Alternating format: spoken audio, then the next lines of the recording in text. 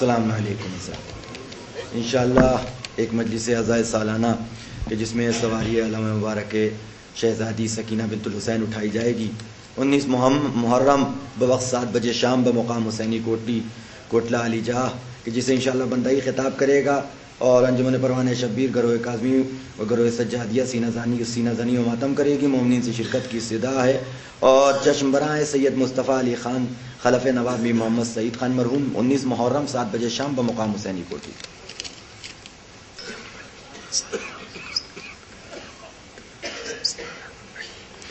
رحم اللہ من قرأ الفاتحہ. بسم اللہ الرحمن الرحیم الحمد للہ رب العالمین الرحمن الرحیم.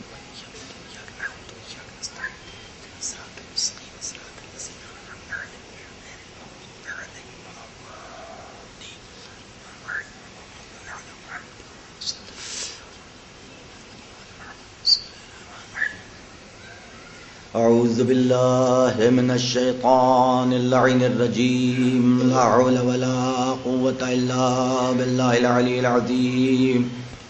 بسم اللہ الرحمن الرحیم الحمد للہ رب العالمین بارئ الخلائق اجمعین والصلاة والسلام علی اشرف الانبیاء والمرسلین صاحب العوز والکوثر والطاج والمغفر والخطبة والمنبر والوجه الانور والقد الاقمر والجبین الازہر والعصب الاطہر والنصب الاشہر النبی الامی المکی المدنی القرشی الہاشمی الابتحی البتہی التامی العجازی العربی الرسول المسدد المصطفى الامجد المحمود الاعمد مولانا مولا الكونين جد الحسن والحسين ابي القاسم محمد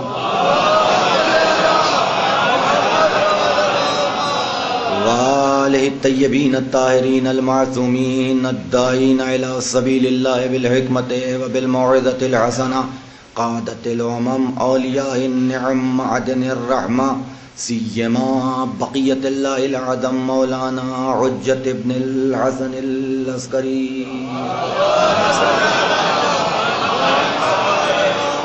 اما بعد فقد قال اللہ تعالی وتبارک فی القرآن المجید وفرقانہ الحمید. بسم اللہ الرحمن الرحیم. یا ایھا الناس انا خلقناکم من ذکر وانثی وجعلناکم شعوبا وقبائل لتعارفوا ان اکرمکم عند اللہ اتقاکم. ایک صلوات پڑھ دیں محمد.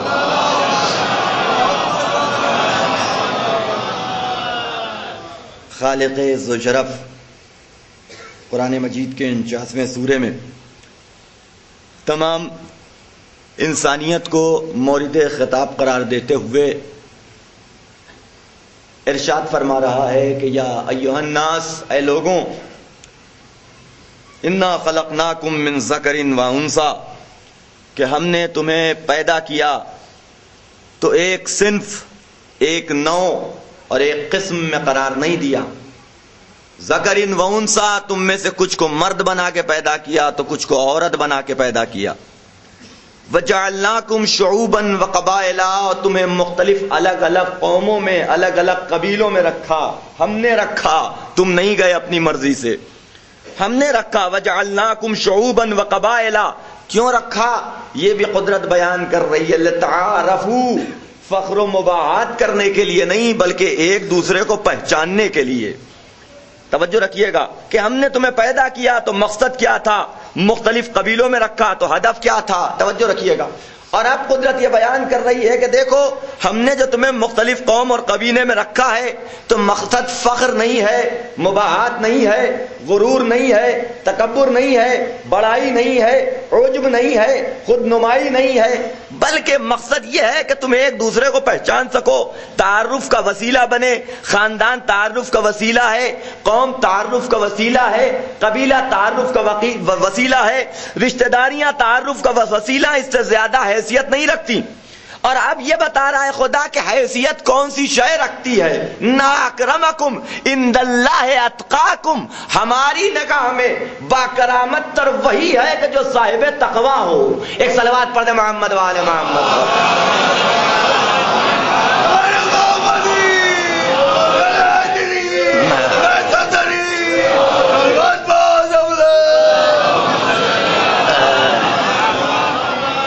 غور کیجئے گا, دیکھیں تھوڑا سا تمیز سے مجھے گزرنے دیجئے. تو قدرت آواز دے رہی, ہم نے مرد و عورت کی شکل میں تمہیں بنایا ہے, لیکن معیار نہ مرد کو رکھا اس صنف میں آنے کو رکھا, نہ دوسری صنف یعنی عورتوں میں جانے کو رکھا. جس چیز کو معیار بنایا ہے ہم نے تمہاری کرامت کا, تمہاری بزرگی کا, تمہاری بلندی کا, وہ کیا ہے؟ وہ تقوی کو قرار دیا ہے.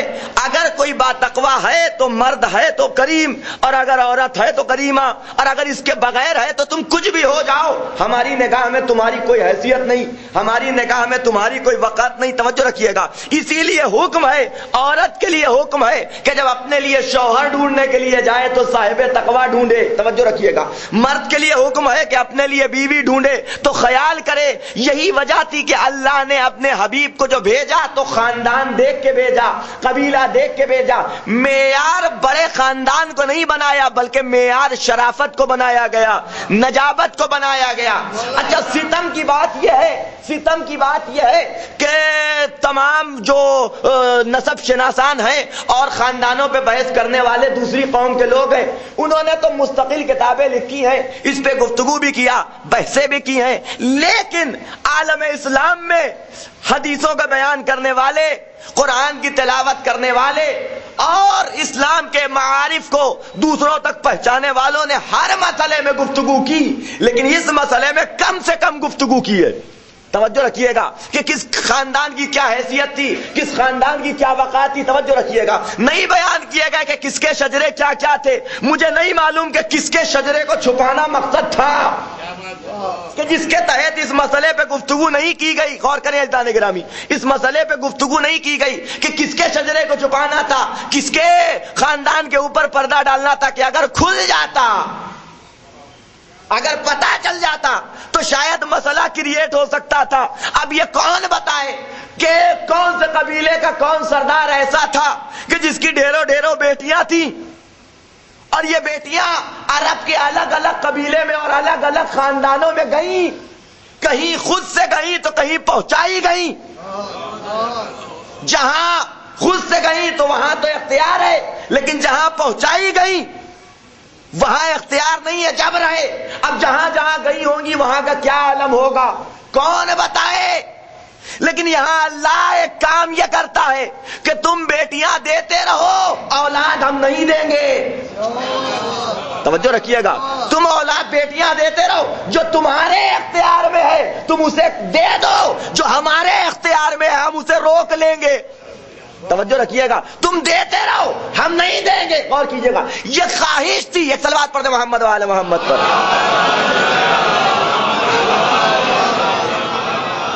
یہ خواہش اور تمنا نہ جانے کب سے تھی, اس وقت سے لے کر کے آج تک, کہ کوئی ایسا ہو کہ جو ہمارے خاندان میں بھی ابن رسول اللہ کہلائے. توجہ رکھیے گا, میں کیا عرض کر رہا ہوں. کوئی ایسا ہو کہ جو ہمارے یہاں بھی ایسا ہو کہ جو فرزند نبی کہلائے, فرزند رسول اللہ کہلائے, ابن رسول اللہ کہلائے. اور یہ خواہش اسی وقت کی نہیں تھی, آج تک یہ خواہش ہے. اور بڑا کیف ہے عزیزان گرامی, فرزند رسول اللہ کہلانے میں بڑا کیف ہے. اگر نہ ہوتا تو آج تک یہ نت نئے نویلے سید ہمیں نظر نہ آ رہے ہوتے. یہ خواہش اسی وقت کی نہیں تھی, آج تک کی ہے, ورنہ یہ بازار سیادت ہمیں گرم نظر نہ آتا. توجہ رکھیے گا, ہم نام کے پیچھے بھاگ گئے, کردار کو چھوڑ بیٹھے. قرآن کہہ رہا ہے کردار اپناؤ, نام کے پیچھے نہ جاؤ. اور کی جگہ تانے گرامی, اگر کردار نہیں ہے تو تبت یدا ابی لہب, اگر کردار نہیں ہے تو تبت یدا ابی لہب, اگر کردار ہے تو سلمان منا اہل البیت. صلوات پڑھ محمد و آل محمد پر.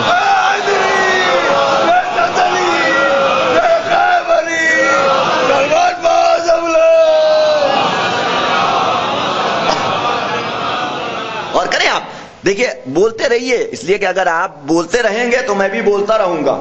اس لیے کہ یہ جو آپ کا جواب ہوتا ہے, یہ چہرے کا امپریشن, یہ بہت زیادہ اثر ڈالتا ہے ذاکر کے اوپر, اور اسی کے تحت ذاکر بولتا بھی ہے, اس کا دماغ بھی چلتا ہے, اور اسی اعتبار سے وہ گفتگو کرتا ہے. اور ویسے بھی میں یہاں بیٹھا ہوں تو اپنے آباء و اجداد کی اور اپنے خاندان والوں کی مدح کرنے کے لیے نہیں، بلکہ اہل بیت کے بارے میں ان کے مقاصد کو بیان کرنے کے لیے بیٹھا ہوں۔ اور یہاں جو آ جائے تو اہل بیت کہتے ہیں کہ ہم اس کی مدد کرتے ہیں، ہے نا؟ ان کا کہنا یہ ہے کہ ہم اس کے مددگار ہو جاتے ہیں جو ہماری حمایت میں زبان کھولے۔ ہم اس کے ہشام بازار سے گزر رہے ہیں، ہشام بازار، جملہ سنیے گا عزیزان گرامی، ہشام بازار سے گزر رہے ہیں، یہ وہ موقع ہے کہ چھٹے امام کی شہادت ہو چکی ہے، بازار سے گزر رہے ہیں، ایک شخص نے طنز کیا، ہشام تیرا امام تو مر گیا، تیرا امام تو مر گیا۔ ہشام کا جواب سنیے گا، اس نے کہا ہشام تیرا امام تو مر گیا۔ ہشام نے جواب دیا ہاں، لیکن تیرے امام کو تو قیامت تک کی مہلت ملی ہوئی ہے۔ میں نے غور نہیں کیا، توجہ رکھیے گا، تیرا امام مر گیا، امام نے جواب دیا ہاں شہید ہو گیا، لیکن تیرے امام کو تو قیامت تک کی اللہ نے مہلت دے رکھی۔ توجہ رکھیے گا، سلمان ہشام نے جواب دیا، امام سے ملاقات ہوئی، امام نے سوال کیا، ہشام وہ جواب ذرا پھر سے تو دینا، وہ بیان تو کرنا، وہ کیا واقعہ تھا؟ عجیب بات ہے، امام عالم الغیب ہے، جانتا ہے، توجہ رکھیے گا کہ کیا واقعہ ہوا کیا نہیں ہوا، خبر دینے والوں نے خبر بھی دی لیکن پھر بھی بار بار سننا چاہتا ہے۔ اللہ اکبر، ہشام ذرا بتانا تو، مولا جانتے ہیں آپ کہ نہیں، تمہاری زبان سے سننا چاہتا ہوں۔ ہشام نے بیان کیا، امام نے سوال کیا، اے ہشام ذرا یہ بتانا کہ یہ جواب تمہارے پاس آیا کہاں سے، یہ تم نے جواب دیا کہاں سے، یہ کیسے تمہارے ذہن میں بات آئی، یہ کیسے تمہاری زبان سے یہ بات جاری ہوئی؟ ہشام نے کہا مولا یہ تو مجھے بھی نہیں پتا، یہ تو مجھے بھی نہیں پتا کہ میں نے یہ جواب کیسے دے دیا اور یہ جواب میری زبان سے کیسے جاری ہو گیا۔ کہ سنو ہشام کہ جب تم ہماری حمایت میں کھڑے ہوتے ہو تو زبان تمہاری ہوتی ہے، الفاظ ہمارے ہوتے ہیں۔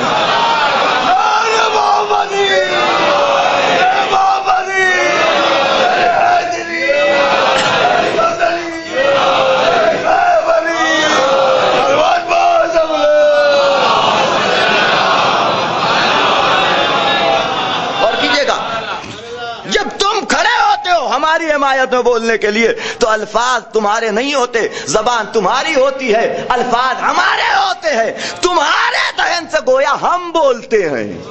توجہ رکھیے گا، ایک صلوات پڑھ دے محمد والے محمد پر۔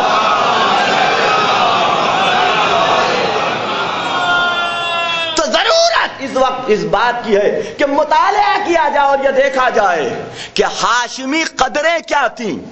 میں آیت ذہن میں رکھیے گا، ہاشمی قدریں کیا تھی اور عربوں کی قدریں کیا تھی۔ مطالعے کی ضرورت، تاریخ کا مطالعہ کیا جائے تو دیکھا جائے، پتہ کیا جائے، صفحات اور کتابوں کی ورق گردانی کی جائے کہ ہاشمی قدریں کیا تھی اور بنی ہاشم کی قدریں کیا تھی۔ وہ عرب کہ جو بیٹیوں کو زندہ درگور کر دیتے تھے، وہ عرب کہ جو بیٹیوں کو اپنے لیے باعث ننگ سمجھتے تھے، وہ عرب کہ جن کی نگاہوں میں اگر بیٹی پیدا ہو جائے تو لوگ منہ چھپا کے ٹہلتے تھے۔ توجہ رکھیے گا، منہ چھپا کے ٹہلتے تھے۔ جو بیٹیوں کو زندہ درگور کر دیں تو وہ اور سارے حقوق بیٹیوں کو کیا دیں گے، ہے کہ نہیں ہے؟ لیکن اسی عرب میں ایک بنی ہاشم خاندان تھا کہ جس گھر کی بیٹیاں شاعرہ، ادیبہ، محدثہ، عالمہ، اسی عرب میں رہ کے، اسی عرب میں رہ کے، توجہ رکھیے گا، بنو ہاشم کی بیٹیاں ادیبہ بھی ہوا کرتی تھی، شاعرہ بھی ہوا کرتی تھی، عالمہ بھی ہوا کرتی تھی۔ توجہ رکھیے گا، ایسی کہ اپنے والی و وارث کے چہرے کی ایک زیارت کا صدقہ اتارنے کے لیے اپنا پورا مال لٹا دیں۔ توجہ رکھیے گا، ایسی کہ ایک دو نہیں 11 اماموں کی ماں بن جائیں، ایسی کہ جن کے بارے میں خود معصوم کہے عالمہ غیر معلمہ۔ اور کریں آپ ایک صلوات پڑھیں محمد وعلی محمد پر۔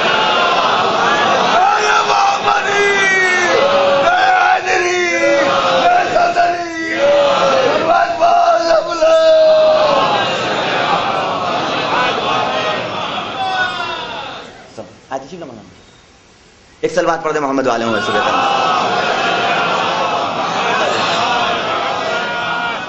تو وہ کہ جو اپنی بیٹیوں کو زندہ درگور کر دیتے تھے، وہ کہ جو بیٹیاں ان کے لیے باعث ننگ تھی، توجہ رکھیے گا، تو اب وہ اور کیا حقوق دیتے. اور جہاں تک حقوق کی بات ہے، پورے عرب میں بیٹیوں کو میراث سے محروم رکھا جاتا تھا، بیٹیوں کو میراث نہیں دی جاتی تھی. اور جہاں پورے عرب میں بیٹیوں کو میراث نہیں دی جاتی تھی، وہی خاندان بنی ہاشم تھا کہ جہاں بیٹیوں کو میراث ملا کرتی تھی، بیٹیوں کو میراث ملا کرتی تھی. توجہ رکھیے گا. آپ یہی تو جھگڑا ہے، یہی تو لڑائی ہے کہ اگر بنی ہاشم کی قدروں کو قبول کر لیا گیا ہوتا تو فاطمہ کا فدق نہ چھینا جاتا.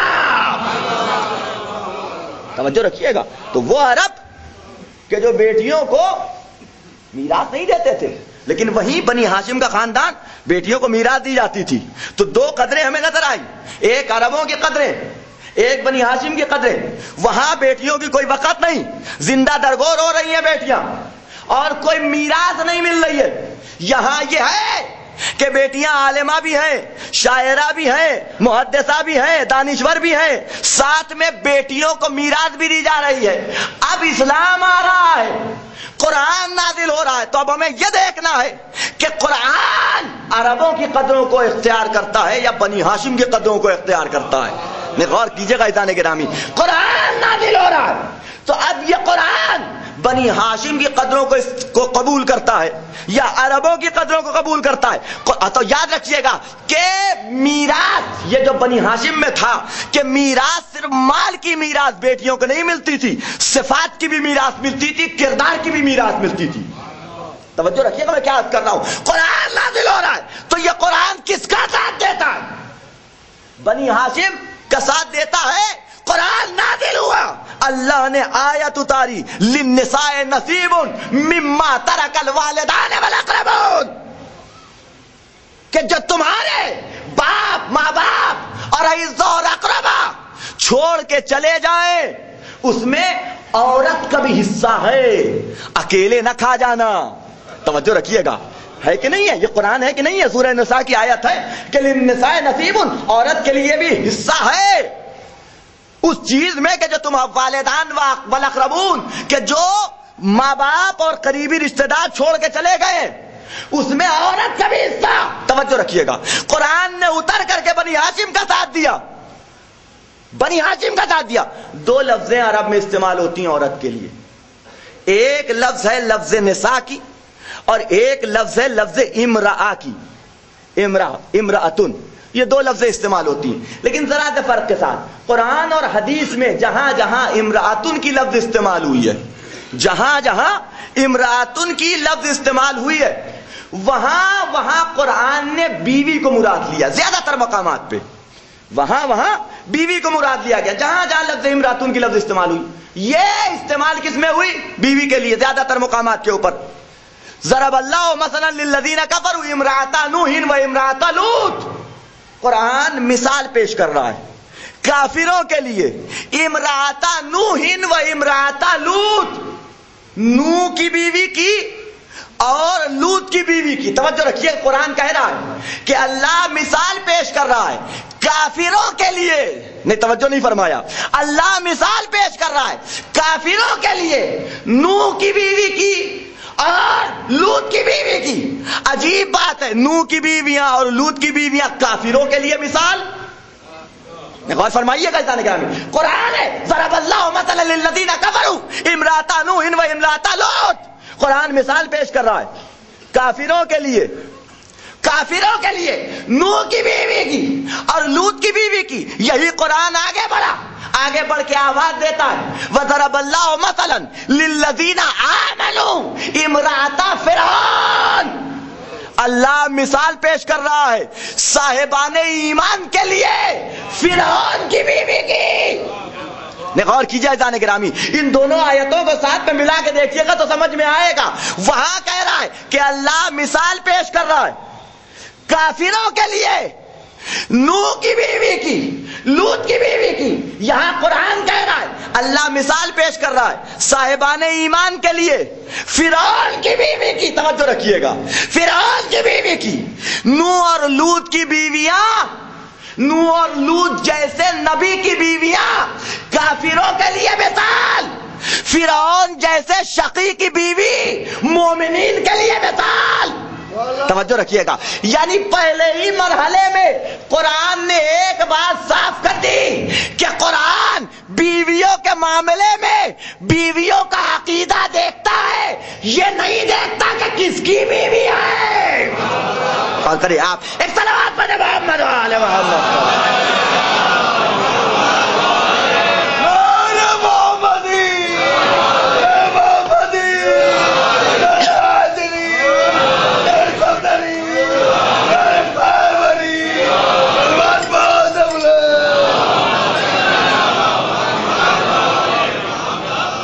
غور کریں آپ, قرآن ہے نا, کہہ رہا ہے کہ مثال پیش کر رہا ہوں. توجہ رکھیے گا.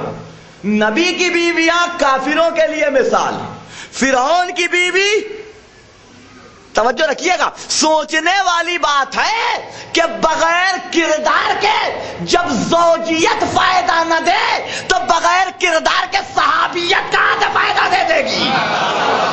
ایک صلوات پڑھیں محمد و آل محمد.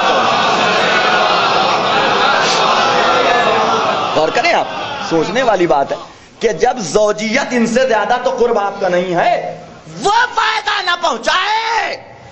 یہی وجہ تھی, یہ بات میں نے عرض کی تھی کسی مجلس میں, آپ کے ذہن میں ہوگی, بس صرف متصل ہونے کے لیے, وابستہ ہونے کے لیے عرض کر رہا ہوں. یہ بات میں عرض کر چکا ہوں. یہی وجہ تھی کہ اللہ نے نبی کی اور امام کی بیوی بننے کا شرف تو بہت سوں کو دے دیا. نبی کی بیوی بننے کا شرف اور امام کی بیوی بننے کا شرف تو بہت سوں کو دے دیا, لیکن امام کی ماں بننے کا شرف کسی کو نہیں دیا, ہر ایک کو نہیں دیا. اس معاملے میں اللہ نے احتیاط برتی, اس معاملے میں اللہ نے احتیاط برتی. اور کتنی احتیاط, روایتیں دیکھیے, نبی کی کتنی بیویاں ہیں لیکن ایک بیٹی.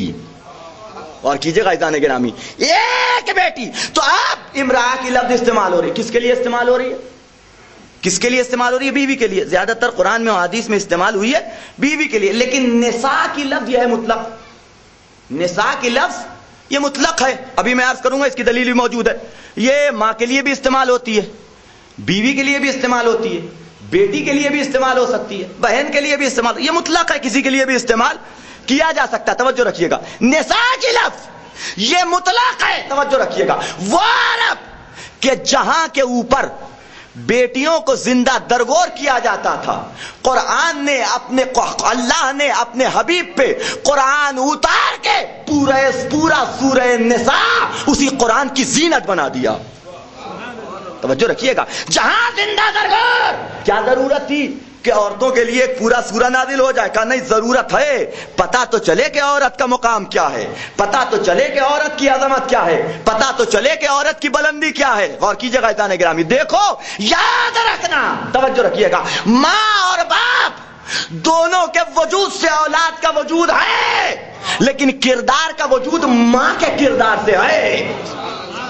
اور کیجئے گا, یہ ظاہری وجود ماں باپ دونوں کے وسیلے سے, لیکن کردار کا وجود, اولاد کی کردار کا وجود تو ماں کے با کردار ہونے کا اثر اولاد کے با کردار ہونے پہ پڑے گا. غور کیجئے گا, اور اگر بد کردار ہے تو یہی اثر اولاد بھی قبول کرے گی. ایک صلوات پڑھیں محمد و آل محمد.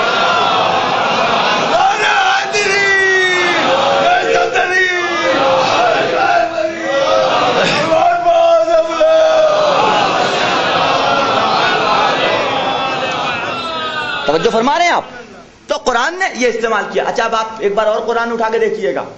ایک بات قرآن, اور عرب میراث نہیں دیا کرتے تھے. فقہی مسائل میں قرآن نے جہاں جہاں گفتگو کی ہے, تمام فقہی مسائل میں قرآن نے کہیں پہ بھی تفصیل سے گفتگو نہیں کی, سوائے 3 مورد کو چھوڑ کے. بس 3 مورد ایسے ہیں کہ جہاں قرآن نے فقہی مسائل میں بھی بڑی تفصیل سے ایک ایک جز بیان کیا. باقی کہیں کے اوپر تب نماز کا حکم دے رہا ہے قرآن, اللہ کی عظیم ترین عبادت, ان قبلت قبل ما سوا, ان ردت رد ما سوا, یہ قبول سب قبول, یہ رد, ساری عبادت اتنی اہم ترین عبادت, لیکن اس کے بارے میں صرف کہہ رہا اقیموا الصلاۃ, نماز قائم کرو, نماز پڑھو. یہ نہیں بتا رہا کتنی پڑھو, کب پڑھو, کہاں پڑھو, کیسے پڑھو, طریقہ نماز کیا ہونا چاہیے, طریقہ وضو کیا ہونا چاہیے, کچھ نہیں بتایا جا رہا ہے. میں کیوں بتاؤں, نبی سے پوچھو وہ بتائے گا کہ نماز کیسے پڑھی جائے، نبی سے دریافت کرو وہ بتائے گا۔ توجہ رکھیے گا میں کیا عرض کر رہا ہوں، میں کیا بتاؤں، نبی کو دیکھو جیسے پڑھے ویسے پڑھ لو۔ غور کیجیے گا عزیزان گرامی، نماز کسی نے پڑھی تھی تو میں نے اسے عبادت کر کے تم پہ واجب کر دیا۔ نے توجہ فرمائے میں کیا عرض کر رہا ہوں، کسی نے پڑھی تھی، کسی کب کہ جب ابھی نماز واجب بھی نہیں ہوئی تھی تب کسی نے پڑھی تو ہمیں اس کا سلیقہ عبادت اتنا پسند آ گیا کہ ہم نے اسی کو نماز کا نام دے دیا۔ غور کیجیے گا، عجیب بات ہے، عجیب بات ہے، اللہ کے لیے عبادت محمد نے بنائی، محمد کے لیے درود اللہ نے بنایا۔ اور کریں آپ ایک صلوات پڑھیں محمد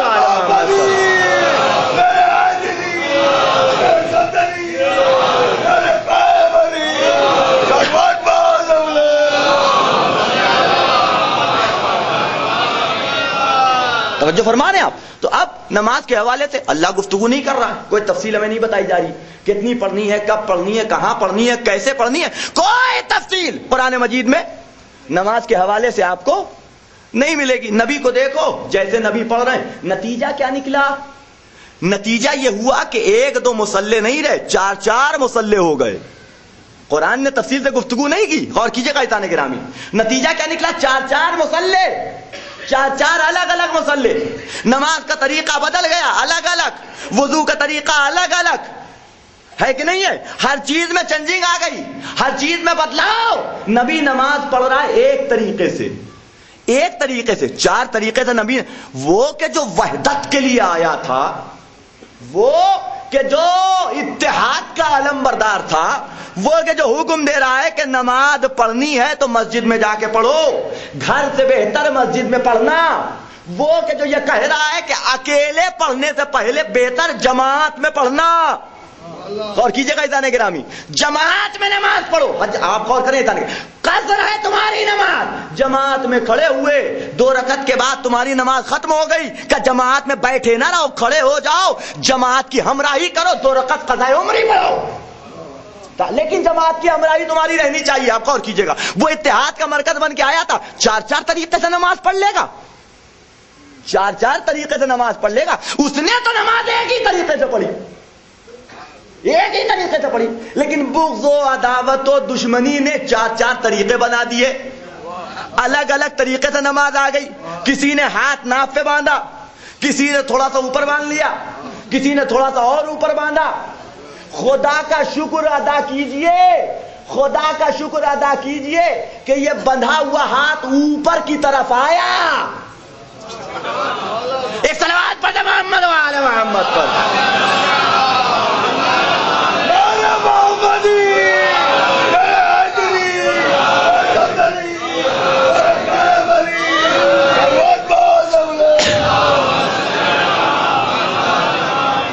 توجہ رکھیے گا، تو یہ چار طریقے سے نمازیں ہو گئی کہ نہیں ہو گئی؟ کسی نے کسی طریقے سے پڑھی، نبی ایک طریقے سے بیان کر کے گئے تھے نماز، کہ نماز ایک طریقے سے ہوگی اور اسی طریقے پہ عمل کیا جائے، اور کہا صلو کما رأیتمونی اصلی، جیسے مجھے نماز پڑھتا ہوا دیکھو ویسے نماز پڑھو۔ ان کو پڑھتا ہوا دیکھو ویسے نہ پڑھو، ان کو پڑھتا ہوا دیکھو ویسے نہ پڑھو، ان کو نہیں، جیسے مجھے نماز پڑھتا ہوا دیکھو ویسے نماز پڑھو۔ توجہ رکھیے گا، اب یہ چار چار مصلے ہو گئے، نبی نے چاروں طریقے سے تو نہیں پڑھی، کوئی ایک طریقہ ہوگا کہ جس پہ نبی نے عمل کیا۔ عجیب بات یہ ہے، 50 سال کے بعد، 100 سال کے بعد اگر یہ اختلاف وجود میں آتا تو بات سمجھ میں آتی تھی۔ توجہ رکھیے گا، ہے کہ نہیں؟ 50 سال کے بعد، 100 سال کے بعد، 60 سال کے بعد، 70 سال کے بعد، ایک مدت گزر جانے کے بعد یہ اختلاف عالم وجود میں آتا، سمجھ میں آتی تھی بات۔ اتنا زمانہ بیت گیا، اتنا زمانہ نہیں، زیادہ وقفہ نبی کو نہیں گزرا، نبی کو گئے ہوئے نبی کہہ رہے جیسے مجھے دیکھو ویسے پڑھو، لیکن نبی کے فوراً بعد نمازیں بدل گئیں۔ اگر ایسا نہ ہوتا تو 25 سال کے بعد جب علی مصلی عبادت پہ آتے تو جنہوں نے نبی کے پیچھے ایک عمر نماز پڑھی تھی وہ یہ نہ کہتے آج ویسی پڑھی جیسی نبی پڑھایا کرتے تھے۔ صلوات پڑھیں محمد و آل محمد۔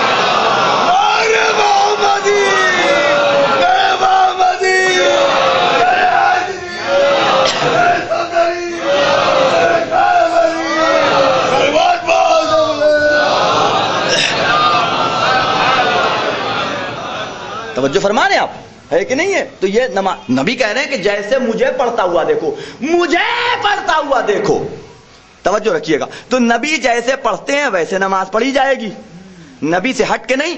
تو اب نماز کہہ رہے ہیں نبی جیسے مجھے پڑھتا ہوا دیکھو، لیکن اب یہاں پہ ایک مسئلہ پھنستا ہے، مردوں کی نماز الگ ہے، عورتوں کی نماز الگ۔ مرد الگ طریقے سے نماز پڑھتے ہیں، عورتیں الگ طریقے سے پڑھتی ہیں، ان کا طریقہ صلاۃ الگ ہے، ہمارا طریقہ صلاۃ الگ۔ ان کے وضو میں ہمارے وضو سے تھوڑا سا فرق، اگرچہ استحبابی میں کیوں نہ ہو، ہمارا وضو نامحرم کے دیکھنے سے حرام نہیں ہوتا، نہیں نماز وضو تو کبھی باطل نہیں ہوتا ہے، ٹوٹتا اٹھتا وضو نہیں ہے۔ یہ بھی بہت سی غلط فہمیاں کہ نامحرم دیکھ لے تو عورت کا وضو ٹوٹ جاتا ہے، نہیں ایسا کچھ نہیں ہوتا ہے، ایسا کچھ نہیں ہوتا۔ ایمان ٹوٹ جائے تو ٹوٹ جائے، وضو نہیں ٹوٹتا۔ ایک صلوات پڑھ دے محمد وعلی محمد۔ اور جو فرما رہے آپ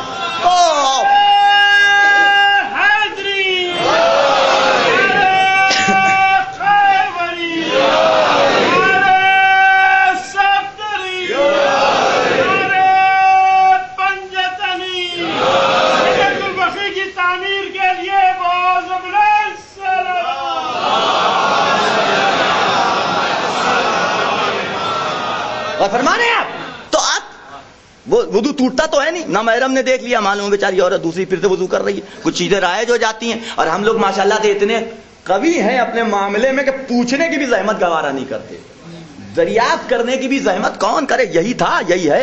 نامحرم نے دیکھ لیا، کہ وضو ٹوٹ گیا، کہ نہیں مرد ڈالے گا ادھر سے پانی، عورت ڈالے گی ادھر سے پانی۔ اب اگر عورت نے ادھر سے ڈال دیا، وضو گیا، کہاں گیا بھیا وضو؟ یہ استحباب میں سے ہے ہمارے اور آپ کے لیے، یہ وضو واجب نہیں ہے کہ مرد ہر حال میں ادھر ہی سے ڈالے یا عورت ہر حال میں ادھر ہی سے ڈالے، توجہ رکھیے گا۔ بہرحال تھوڑا بہت فرق تو ہے نا، استحبابی میں صحیح فرق آ گیا کہ نہیں آ گیا؟ بہتر یہ ہے کہ عورت ادھر سے ڈالے، بہتر یہ ہے کہ مرد ادھر سے ڈالے، ہے کہ نہیں ہے؟ توجہ رکھیے گا، یہ شرعی احکام ہے، تو تھوڑا بہت فرق۔ دوسری بات یہ کہ آپ کے لیے پردے کا کوئی سوال نہیں، جتنا آپ کا پورے بدن کا چھپانا واجب نہیں، عورت کے لیے واجب ہے، بال نہ دکھائی دے، ہاتھ یہاں تک ہو، چھپے ہوئے ہو، پنڈلیوں تک جو ہے پیر چھپے ہوئے، یہ سارے احکام ہیں نا۔ تو عورت اور مرد کی نماز میں فرق ہو گیا کہ نہیں ہو گیا؟ تو مرد کیسے نماز پڑھے یہ تو پتا چل گیا، عورت کیسے نماز پڑھے اس مسئلے کو کیسے حل کیا جائے؟ نبی کہہ رہے صلو کما رأیتمونی اصلی، میں جیسے پڑھتا ہوں ویسے دیکھ کر کے اور اسی طریقے سے نماز پڑھو۔ اور کیجیے گا اتانے گرامی، احکام تو دونوں کے لیے برابر ہی بیان ہوئے، مرد کے لیے بھی عورت کے لیے بھی، ہے نا؟ تو اگر یہ کہا جائے نہیں عورت کو احکام بیان کر دیے گئے وہ ویسے پڑھ لے گی، تو بھیا مرد کے لیے بھی احکام بیان کیے گئے وہ ویسے ہی پڑھ لے گا۔ پھر یہ کیوں کہا جا رہا ہے کہ جیسے مجھ کو پڑھتا ہوا دیکھو ایسے پڑھو؟ اس کا مطلب یہ کہ خالی تھیوری کافی نہیں ہے، اور کریں آپ، اس کا مطلب یہ ہے کہ خالی تھیوری کافی نہیں ہے، بلکہ کوئی ایک ہو جو پریکٹیکل کر کے دکھائے۔ غور کریں عزیزان گرامی، تو نبی نے کہا وہ پریکٹیکل میں کر کے دکھاتا ہوں، جیسے میں نماز پڑھوں ویسے پڑھ لو۔ مرد تو پڑھ لے گا، عورت کیسے پڑھے؟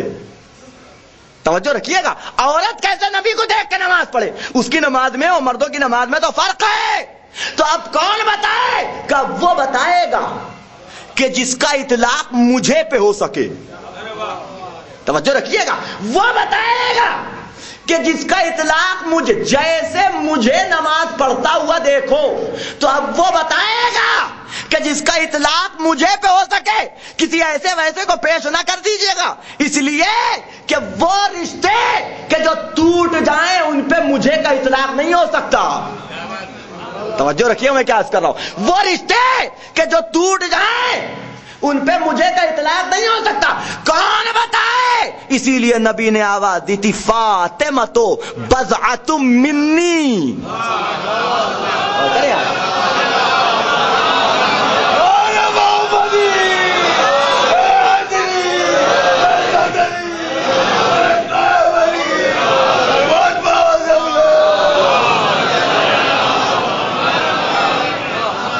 توجہ رکھیے، نبی نے آواز دی تھی کہ فاطمہ میرا جز ہے، فاطمہ میرا جز ہے۔ توجہ رکھیے گا، اب یہاں پہ ایک جملہ کہ جو میرا نہیں ہے، لیکن ایک سوال یہاں اٹھتا ہے، جز ہے تو یہ تو بتا دیا جز ہے، کاہے کا جز ہے یہ نہیں بتایا، ہاتھ کا جز ہے، پیر کا جز ہے۔ غور کیجئے گا کہ آنکھیں ہیں نبی کی، غور کیجئے گا اتانے گرامی، کہا نہیں فاطمہ تو بضعۃ منی، جز ہے، انسان کا ہاتھ بھی جز ہے، پیر بھی جز ہے، آنکھیں بھی جز ہے، لیکن فرق کیا ہے؟ جز میں فرق ہوتا ہے. کچھ جو اجزاء ایسے ہوتے ہیں کہ جو اگر کٹ جائیں تو انسان مرتا نہیں، زندہ رہتا ہے. غور کریں، ہاتھ کٹ جائے میں زندہ ہوں، پاؤں کٹ جائے میں زندہ ہوں، ہے کہ نہیں ہے؟ کان کٹ جائے میں زندہ ہوں، ناک کٹ جائے زندہ ہوں. نہ جانے کتنے لوگ ایسے مل جائیں گے آپ کے جو ناک کٹوا چکے ہیں لیکن پھر بھی زندہ ہے، اپنی نہیں پورے خاندان کی کٹوا چکے. توجہ رکھیے گا. تو ہے کہ نہیں ہے؟ یہ بھی اجزاء ہے، یہ بھی اجزاء ہے، توجہ رکھیے گا. لیکن یہ کٹ جائے انسان زندہ رہتا ہے. لیکن اگر میرا گلا کاٹ دیا جائے، غور کیجیے عزیزان گرامی، نہیں میں نے بلا وجہ نہیں کہا، اگر میرا گلا کٹ جائے، ہاتھ کٹے گا زندہ رہوں گا، آنکھیں نکل جائیں گے زندہ رہوں گا، پیر کٹ جائیں گے زندہ رہیں گے، لیکن اگر گلا کٹ گیا تو میں زندہ نہیں بچوں گا. توجہ رکھیے گا عزیزان گرامی. یہی وجہ تھی کہ آپ جناب فاطمہ طاہرہ کی جب زیارت پڑھتے ہیں تو وہاں یہ جملہ ملے گا، اشہد انک بضعۃ منہ وروح التی بین جنبیہ. اور کیجئے گا، فاطمہ اس کا جز ہے اور وہ روح ہے کہ جس سے رسالت چل رہی ہے. ایک صلوات پڑھ محمد و آل محمد.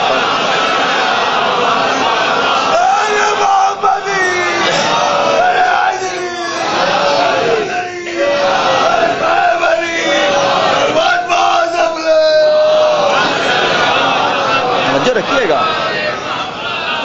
فاطمہ اس روح رسالت کو کہا جاتا ہے، اس روح رسالت کو کہا جاتا ہے کہ جس کی بقا، توجہ رکھیے، اس کا مطلب کیا ہوا کہ وہ روح التی بین جنبیہ، وہ روح ہے کہ جو رسالت کی روح ہے، کہ جو دو جن کے درمیان میں ہے، دو پہلو میں ہے. توجہ رکھیے گا میں کیا عرض کر رہا ہوں، آپ غور کیجیے. اس کا مطلب نبی چلے گئے لیکن روح سے رسالت باقی ہے. نبی اس دنیا سے رخصت ہو گئے مگر روح رسالت ابھی باقی ہے. توجہ رکھیے گا میں کیا عرض کر رہا ہوں. نبی اس دنیا سے کوچ کر گئے تو آپ جب روح رسالت باقی ہے تو نبی کا وجود اس دنیا سے وفات پا گئے، عالم وجود سے چلے گئے، لیکن روح رسالت برقرار باقی ہے. یہی وجہ تھی کہ جب فتق کے معاملے میں کسی نے نبی کی حدیث پیش کی تو فاطمہ نے قبول نہیں کیا، کیونکہ حدیث ہوتی ہے نبی کی اور روح رسالت تو سامنے کھڑی ہے. غور نہیں کیا میں کیا کر رہا ہوں. ایک صلوات پڑھ محمد و آل محمد.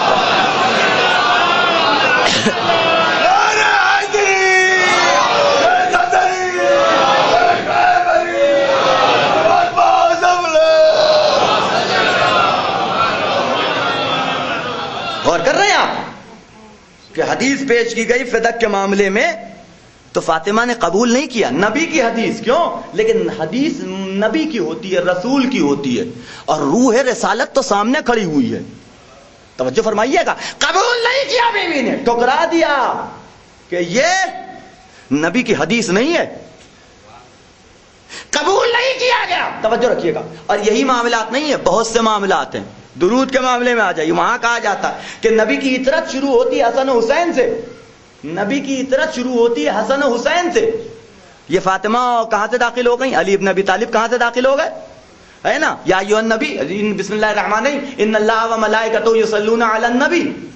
نبی پہ درود بھیجا جائے، نبی پہ درود بھیجا جائے. اور پھر اس کے بعد جو اور آیات ہیں قرآن کی جس سے ثابت ہوتا ہے کہ آل نبی پہ، تو اگر آل کو مان بھی لیا جائے اور آل میں فاطمہ زہرا حسن حسین آ گئے تو بھی مولائے کائنات کہاں آتے؟ مولائے کائنات نبی کی آل تو تھے نہیں. اور کیجیے گا عزیزان گرامی، لیکن فرق ہے دونوں کے درمیان میں. اس بات کو سمجھنے والی بات ہے کہ مولائے کائنات کہاں سے آ گئے؟ بھئی آل نبی پہ درود ہے نا، اللہم صلی علی محمد و آل محمد، یہی تو بھیجتے ہیں آپ درود. اللہم صلی علی، اے میرے معبود درود بھیج محمد اور آل محمد کے اوپر. تو آل میں کہاں سے آئے مولائے کائنات؟ وہ تو داماد ہیں. اور کیجئے گا. لیکن ان احمقوں کو کون بتائے کہ خود حدیث کہہ رہی ہے کہ انسان کے 3 طرح کے باپ ہوتے ہیں، ہے نا. ایک طریقہ یہ ہے سمجھانے کا، 3 طرح کے باپ ہوتے ہیں. ایک حقیقی بات کہ جو تمہیں عالم وجود میں لے آیا، دوسرا تمہاری بیوی کا بھی باپ تمہارا باپ ہے. کہا گیا کہ نہیں کہا گیا؟ وہ بھی جو ہے تمہارا باپ ہے. یہ حدیث ہے معصوم کی. اور اس کے ساتھ ساتھ استاد وہ روحانی وہ بھی ایک طرح کا وہ بھی تمہارا باپ ہے. اور تینوں کا مرتبہ برابر ہے تھوڑے تھوڑے فرق کے ساتھ. البتہ ان تینوں میں سب سے زیادہ مرتبہ روحانی باپ کا ہے کہ نہیں ہے؟ وہ روحانی باپ کا یعنی استاد کے مرتبے کو زیادہ مانا گیا. اب بہرحال مجھے اس مسئلے پہ گفتگو نہیں کرنی. ایک اصول تو یہ ہے اس اعتبار سے مولا کائنات شامل. دوسرا دیکھیے نبی کے حوالے سے دو جملے ہیں. ایک جملہ ہے یعنی اہل بیت کے حوالے سے اور اہل بیت کے حوالے سے دو جملے. ایک اہل بیت نبی اور ایک اہل بیت نبوت. دو جملے ہیں. ایک اہل بیت نبی اور ایک اہل بیت نبوت. اہل بیت نبی اور ہیں اور اہل بیت نبوت اور. اہل بیت نبی میں تو کوئی بھی جا سکتا ہے کسی کو بھی شامل کیا جا سکتا ہے. پوری توجہ رکھیے گا بے پورا خاندان اہل بیت میں آ جائے گا نبی کے. لیکن اہل بیت نبوت کا نہیں. یہاں صرف نسل نہیں دیکھی جائے گی بلکہ کردار بھی دیکھا جائے گا. غور کیجئے گا.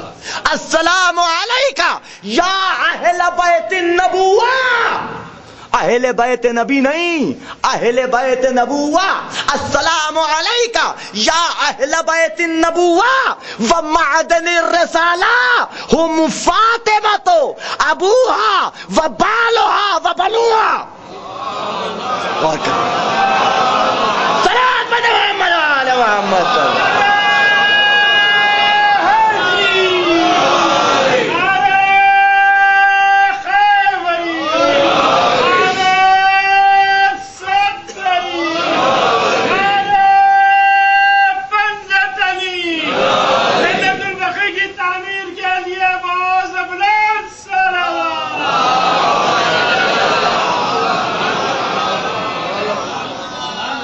توجہ رکھیے گا.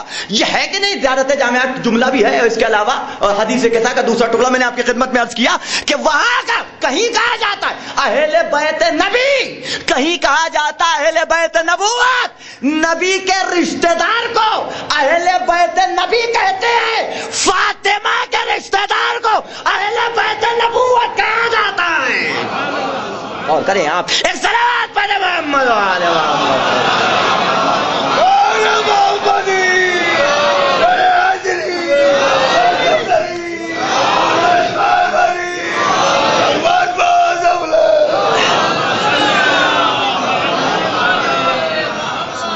توجہ فرمائیے گا ہے کہ نہیں ہے؟ تو میں کیا کر رہا تھا آپ کی خدمت میں کہ اسی بنیاد کے اوپر یہ بات کہی گئی. تو آپ آ جائیے میں پھر اپنی موضوع کی طرف واپس آؤں کہ گفتگو ہو رہی تھی اس حوالے سے کہ عظمت عورتوں کی عظمت کے اوپر اللہ نے پورا سورہ نساء اتار دیا. دو لفظ استعمال ہوتی ہیں ایک امرأہ کی اور ایک نساء کی ہے کہ نہیں ہے؟ امرأہ کی لفظ کا استعمال بیوی کے لیے زیادہ تر مقامات پہ. نساء یہ مطلق ہے بیوی بھی ہو سکتی ہے بیٹی بھی ہو سکتی ہے. اور تو اللہ نے تین مسئلے میں نے عرض کیا نا کہ تین مسئلے کو چھوڑ دیے تو فقہی مسائل میں اللہ نے کئی تفصیل سے گفتگو نہیں کی. صرف تین مسئلے ہیں کہ جہاں بہت تفصیل سے گفتگو کی گئی ہے. پوری توجہ رکھیے گا. پہلا مسئلہ نکاح کا پوری تفصیل سے گفتگو کی گئی. کس سے ہو کیسے ہو کیا صیغہ جاری کیا جائے گا کیا صیغہ نہیں جاری کیا جائے گا. حدیث میں نہیں چھوڑا اللہ نے. اور وجہ میں بتاؤں گا ابھی کہ نکاح کا مسئلہ. دوسرا مسئلہ طلاق کا اس پہ بھی اللہ نے بڑی تفصیل سے گفتگو کی. تیسرا مسئلہ فقہی مسائل میں کہ جہاں اللہ نے بہت تفصیل سے گفتگو کی وہ ہے میراث کا مسئلہ. میراث کے یہ تین مسائل قرآن میں فقہی مسائل میں جو گفتگو کی ہے ان تین بحثوں میں اللہ نے بڑی تفصیل سے گفتگو کی. نماز کے معاملے میں تفصیل نہیں ہے, روزے کے معاملے میں تفصیل نہیں ہے, حج کے معاملے میں اتنی تفصیل نہیں ہے, زکات کے معاملے میں تفصیل نہیں ہے. نہیں ملے گی آپ کو اتنی تفصیلات قرآن کے اندر, لیکن ان تین معاملات میں بڑی تفصیل ہے. نکاح, طلاق اور میراث. وجہ جانتے ہیں؟ وجہ یہ ہے کہ سارا جھگڑا انہی تینوں کا ہے. سارا جھگڑا انہی تینوں کا ہے. تینوں کی وجہ سے سارا فساد اسی کی وجہ سے. اور آپ کیا مسل مشہور ہے؟ زر زن زمین, زر زن زمین. اور آپ غور کیجئے گا انہی تینوں مسائل میں سب آ جائیں گے. انہی تینوں مسائل میں زر اور زمین آ گیا میراث میں, زن آ گئی طلاق و نکاح میں. آ گئی کہ نہیں آ گئی؟ توجہ رکھیے گا. تو سارے خرافات کی جڑ انہیں تینوں کے ذریعے سے. نکاح کا مسئلہ پہلا مسئلہ ہے کہ ہوا کہ نہیں ہوا, کہاں ہوا, کیسے ہوا. اب یہ تاریخ سے پوچھے کہ کس کا ہوا کس کا نہیں ہوا, بخاری پڑھیے کھلی سمجھ میں آ جائے گا کہ نکاح ہوا کہ نہیں ہوا. سارا مسئلہ سارا جھگڑا اسی بنیاد پہ. عرب میں بہت سے طریقے نکاح کے رائج تھے, ڈھیروں طریقے, لیکن جب اسلام آیا تو سارے طریقوں کو رد کر کے وہ طریقہ اپنایا کہ جو بنی ہاشم کا طریقہ تھا. وہ طریقہ اپنایا گیا کہ جو بنو ہاشم کا طریقہ تھا. توجہ رکھیے گا, یہ ہے نکاح کا معاملہ. نکاح ہو گیا تو اب بحث ہوتی ہے طلاق ہوا کہ نہیں ہوا. نکاح ہو جائے گا تو طلاق کا معاملہ کس کی ہوئی کس کی نہیں ہوئی, پڑھی گئی کہ نہیں پڑھی گئی. آپ ہمارے دادا کی بات آپ کیا جانیے کہ ہماری دادی کو طلاق ہوئی کہ نہیں ہوئی. کسی کے دادا کی بات ہم کیا جانے کہ اس کی دادی کو طلاق ان کے دادا نے دی تھی کہ نہیں دی تھی. غور کیجئے گا, محلے والے تھوڑی بتائیں گے, پڑوسی تھوڑی بتائیں گے, وارث بتائے گا. نہیں توجہ نہیں فرمایا. اب وارث بتائے گا کہ طلاق ہوئی کہ نہیں ہوئی. وارث پردے میں ہے, پوچھ لو, وہ بتائے گا کہ نکاح میں رہی کہ طلاق ہو گئی. اور اسی طلاق کے اوپر اور نکاح کے اوپر ڈیپینڈ ہے میراث. نے توجہ رکھیے گا, میراث کا مسئلہ بعد میں آتا ہے. پہلے یہ طے ہو کہ نکاح ہوا کہ نہیں ہوا. یہ طے ہو گیا تو پہلے یہ طے ہو کہ نکاح میں رہی کہ نہیں رہی. غور کیجئے گا, اسی بنیاد پہ میراث کا مسئلہ اگر ہو گیا تو گئی خدا حافظ, اور اگر طلاق نہیں ہوئی تو میراث ملے گی. اور کیجئے گا جانے گرامی, تو یہ تین مسئلے ہیں. توجہ رکھیے گا کہ جہاں گفتگو ہوئی اللہ نے اور بڑی تفصیل سے گفتگو کی ہے قرآن کے اندر, تو امرأہ کے لفظ مرد عورتوں میں بیوی کے لیے, اور نساء کی لفظ یہ مطلق ہے. یہ مطلق ہے بیوی کے لیے بھی, ماں کے لیے بھی, اور مامون کا دربار سجا ہوا ہے. یہ نساء کی لفظ کو یاد رکھیے گا, مامون کا دربار سجا ہوا ہے. ایک صلوات پڑھ دیں محمد والے محمد والے.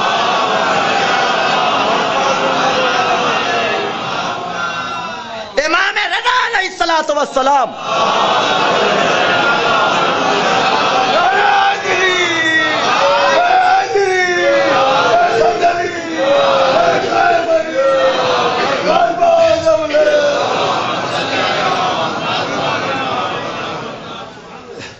دربار میں موجود ہے, مامون بھی ہے, پورا دربار سجا ہوا ہے.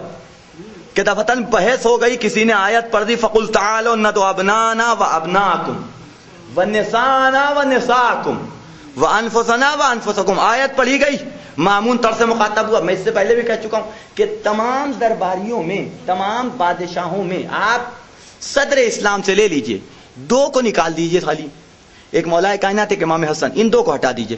اس وقت سے لے کر کے بنی عباس بنی امیہ میں سب سے پڑھا لکھا اگر کوئی بادشاہ تھا تو وہ مامون. بہت زیرک, بہت چالاک, بہت شاطر, پڑھا لکھا, بہترین تربیت ہوئی تھی, علمی اعتبار سے بڑا قوی تھا. لیکن یہ یاد رکھیے گا, میں نے ابھی جملہ آپ کی خدمت میں عرض کیا کہ یہ ماں کے حوالے سے اتنی کوشش کیوں ہوتی ہے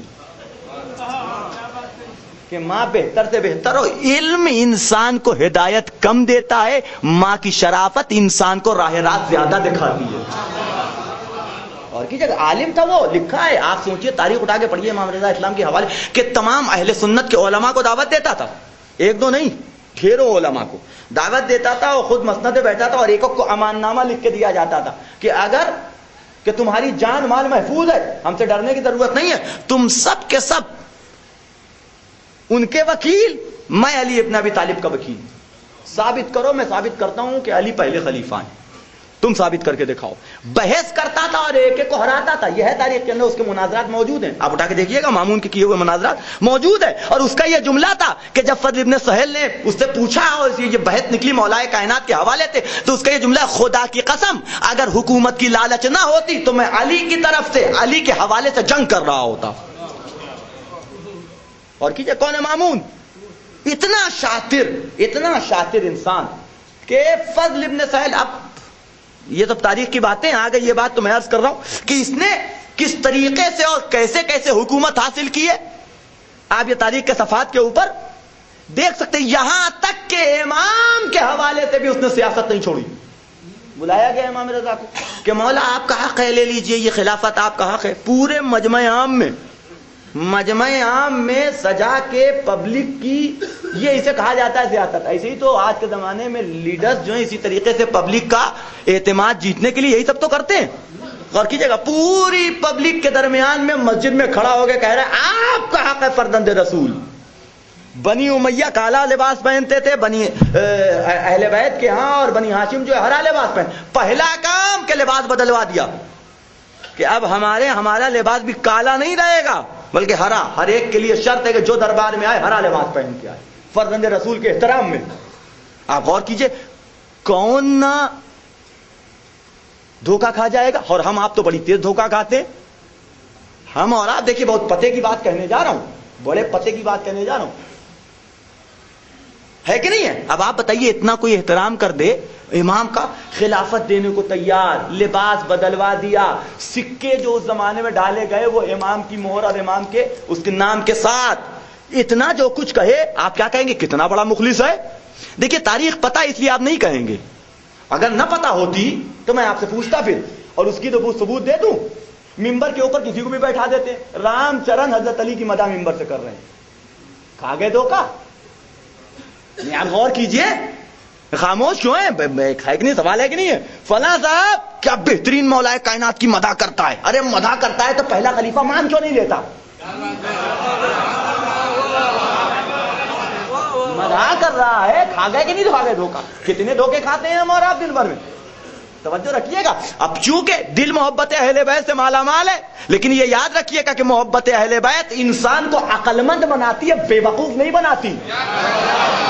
اور کیجیے گا محبت اہل بیت دل میں عقل، اگر ذہن میں عقل دل میں آ جائے تو انسان عقل مند بنتا ہے.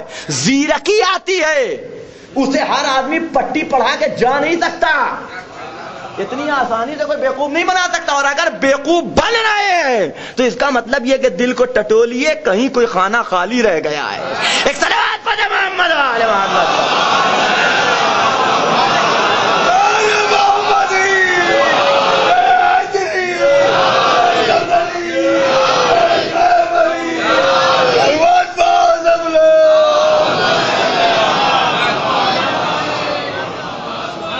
غور کریں آپ، ہے کہ نہیں ایسا؟ فلاں صاحب کیا مداح کرتا ہے حضرت علی کی، بھو بھو بھو روتا ہے، گریا کرتا ہے، آنسو بہاتا ہے، فلاں ہے، ڈھکائیں، سب کچھ ہے، لیکن پھر بھی یزید رضی اللہ عنہ ہے کہ نہیں ہے؟ توجہ رکھیے گا. تو اتنی آسانی سے بیوقوف بننے والے کو مومن نہیں کہتے. ہوکھا کہا جاتا ہے اتقوا فراست المومن. مومن کی زیرکی سے ڈرو، لیے کہ وہ اپنی آنکھوں سے نہیں دیکھتا، اللہ کے نور سے دیکھتا ہے نا. حدیثیں ہیں کہ نہیں معصوم مومن کے حوالے سے، مومن کے حوالے سے. فلاں صاحب ہے کہ نہیں یہ سنوا سے. اب سوچئے کہ کتنے لوگ نہ بہک گئے ہوں گے اس عمل کے بعد مامون کے، اور اسی کو بہانہ بنا کے اور اسی کو حربہ بنا کے اس نے آمین سے جنگ لڑی اور 5000 کے لشکر نے 70,000 کو ہرا دیا. 5000 کے لشکر نے 70,000 کو ہرا دیا. توجہ رکھیے گا، اتنا بڑا سیاسی آدمی، اتنا بڑا سیاسی، پورا ماحول مولائی، پورا ماحول، پوری حکومت رے ماحول مولائی شکل میں ڈھل گیا. ہر طرف علی ابن موسیٰ رضا، علی ابن موسیٰ رضا کا نعرہ، فرزند رسول اللہ ہر طرف، اور ایک کی زبان کے اوپر. دربار میں پہنچا اور دربار میں پہنچ کے کہتا فرزند رسول یہ آپ کا حق لے لیجئے مجھ سے، میں حکومت کے لائق نہیں ہوں. اور انداز دیکھیے کیا زبردست ہے. یہ لیجئے، یہ ردائے خلافت میں اتارتا ہوں اور آپ کے حوالے کرتا ہوں. امام خاموشی سے سنتے رہے، ادھر اس کی رضا اتری اور آپ کے حوالے کرتا ہوں کیونکہ آپ مستحق ہیں. امام نے آواز دی، سب دو حال سے خالی نہیں ہے، یا تو خلیفہ برحق ہے یا نہیں ہے، یا تو خلیفہ برحق منصوص من اللہ، اللہ کا بنایا ہوا خلیفہ ہے یا نہیں ہے. اگر ہے تو جو منصب اللہ نے تجھے دیا ہے تجھے حق نہیں کسی کو دے دے. اللہ اکبر، اللہ اکبر. آپ غور کیجئے گا، جو منصب اللہ نے تجھے دیا ہے یہ کسی چیف منسٹر کی کرسی ہے کہ خود ہٹ گئے بیوی کو بیٹھا دیا. ایک صلوات پڑھ محمد وعلی محمد پر.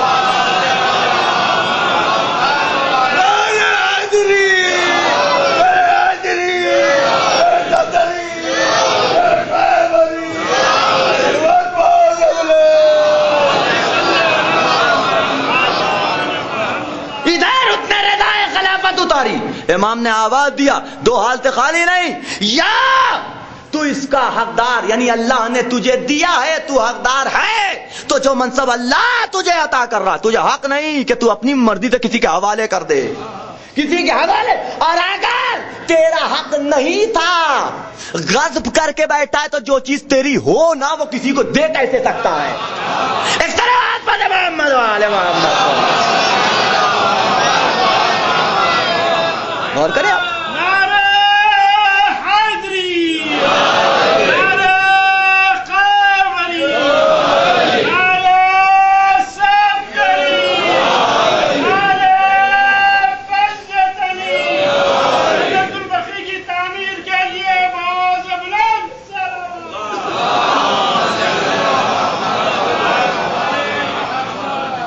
کیجیے گا، اتنا شاطر آدمی دربار میں پڑھی گئے فقل تعالوا ندعو ابنانا وابناکم ونساءنا ونساءکم، طرز قاری کو روک کے کہتا ہے مولا یہ نسانا سے مراد کون ہے؟ کون گیا تھا یہ نسانا میں؟ دیکھیے یہ اعتراض پڑھا لکھا ہی کر سکتا ہے، یہ جاہل نہیں کر سکتا کہ لیکن یہ نسانا جو ہے قرآن کے اندر یہ جو آیا ہے مباہلہ کہ تم اپنے بیٹوں کو بلاؤ ہم اپنے بیٹوں کو بلائیں، تم اپنی عورتوں کو بلاؤ ہم اپنی عورتوں کو بلائیں، تو یہ نسانا میں کون گیا تھا دربار کے اندر؟ وہ میدان مباہلہ کے اندر۔ امام نے جواب دیا میری دادی گئی تھی، اور کون گیا تھا؟ کہا مولا نسانا، نساء کے لفظ کا اطلاق بیٹی پہ کیسے ہو گیا؟ نساء کے لفظ کا اطلاق بیٹی پہ کیسے ہو گیا؟ امام نے ایک مرتبہ مسکرا کے کہا تیرے دربار میں کوئی قاری ہے؟ کہا مولا بہت سے قاری بیٹھے ہوئے۔ کہا کہ بلاؤ، بلایا گیا، کہا سارا سورہ نساء تو پڑھنا، سورہ نساء پڑھو، بات کی آیتیں پڑھو۔ تو اس نے پڑھنا شروع کیا، پڑھتے پڑھتے جب یہاں پہنچا ان کن نسان فوق اثنتین فلہن ثلث ما ترک وان کانت واحدۃ فلہا النصف۔ جب یہاں پہنچا تو قرآن کی آیت ہے، عورتوں کا نصاب بیان کیا جا رہا ہے، باپ مر جائے اگر کوئی بیٹا نہ ہو، دو سے زیادہ بیٹیاں ہوں، دو سے زیادہ بیٹیاں ہوں تو ان کے لیے 2 ثلث، اور ایک ہی بیٹی ہو تو اس کے لیے نصف۔ تو جیسے ہی قاری نے یہ آیت پڑھی کہ اگر اس کی صرف ان کننا نسان، اگر صرف اور صرف عورتیں ہوں، عورتیں، ترجمہ تو نساء کا عورتیں ہی ہوگا، لیکن فلہن ثلث ما ترک، تو اس کے لیے 2 ثلث۔ کا یہ کس کی گفتگو ہو رہی ہے؟ قاری نے کہا بیٹی کی، کہ نساء کی لفظ گفتگو بیٹی کی۔ توجہ رکھیے گا، امام نے آواز دی جب سورہ نساء میں نساء کے معنی بیٹی ہو سکتے ہیں تو آیہ مباہلہ میں نساء کے معنی بیٹی کیوں نہیں ہو سکتے؟ توجہ رکھیے گا، ایک طرح پر محمد وآل محمد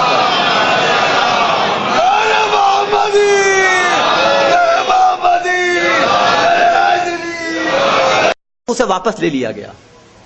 غور کیجئے گا، اتنے بیٹے اتنے انبیاء کو دیے گئے، ائمہ معصومین آپ کی نگاہ میں ہیں، سب کچھ ہے نا، لیکن کسی کو عطا کرنے کے بعد خدا نے آواز یہ نہیں دی کہ انا اعطینا کل کوثر۔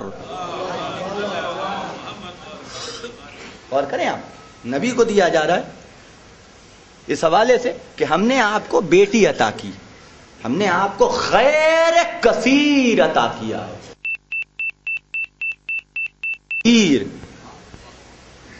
زیارت جامعہ کبیرہ ہے کا جملہ ہے نا، السلام علیک یا اہل بیت النبوہ و معدن الرسالہ، کہ اے سلام تم پر اے اہل بیت نبوت اور اے معدن رسالت، اے معدن رسالت، یہ وہی معدن ہے کہ جہاں سے حسن و حسین ملے، جہاں سے امام حسن سے لے کر کے آخری امام تک اللہ نے اپنے خزانے سے وہ بیش بہا موتی عطا کیے ہیں کہ جن کا کوئی ثانی کوئی جواب ہمیں نظر نہیں آتا۔ توجہ رکھیے گا میں کیا عرض کر رہا ہوں۔ اور اللہ خدا کہہ رہا ہے لسوف یعطیک ربک فترضی، اے حبیب ہم آپ کو اتنا عطا کر دیں گے کہ آپ ہم راضی ہو جائیں گے، ہم سے آپ ہم سے راضی ہو جائیں گے۔ غور کیجئے گا، اور اللہ نے اپنی رضا منحصر کر دی رضائے فاطمہ زہرا میں نبی ارشاد فرما رہے ہیں کہ جس سے فاطمہ راضی اس سے خدا راضی، جس سے خدا راضی اسی کی عاقبت بخیر ہے۔ اگر فاطمہ راضی ہیں تو خدا راضی ہے۔ نمازیں بیکار، روزہ بیکار، حج و زکات و خمس بیکار، اگر فاطمہ راضی۔ یہ جملہ ہے حدیث کا، اور موثق ترین حدیثوں میں سے ایک حدیث ہے یہ، جو امامیہ سے بھی نقل ہوئی ہے اور عامہ نے بھی اس حدیث کو نقل کیا اس حوالے سے۔ اسی طرح کے سینٹنس آپ کو ملتے جلتے وہاں پہ بھی مل جائیں کہ اگر فاطمہ راضی تو خدا راضی، جس سے فاطمہ راضی اس سے خدا راضی۔ لیکن جس کے بارے میں نبی کہہ رہے ہیں، پہلا کام کیا کیا گیا کہ اس کے پہلو پہ دروازہ گرایا گیا، باغ فتح چھین لیا گیا۔